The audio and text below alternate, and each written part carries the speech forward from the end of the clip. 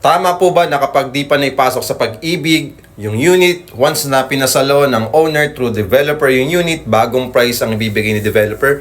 Actually, hindi naman. Okay, kailangan talaga old price yan yung susundin mo kasi hindi pa naman siya napapasok sa pag-ibig or bank. So kung sasalo po tayo, much better na i-double check na rin po natin sa developer. Okay, kapag ganyan magsasalo tayo ng trip nating property.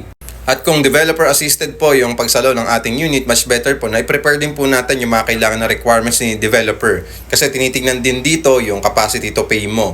Kung pasok ba yung basic income mo or gross monthly income mo. Depende kung anong nire-require ng developer na pagsasaluan mo.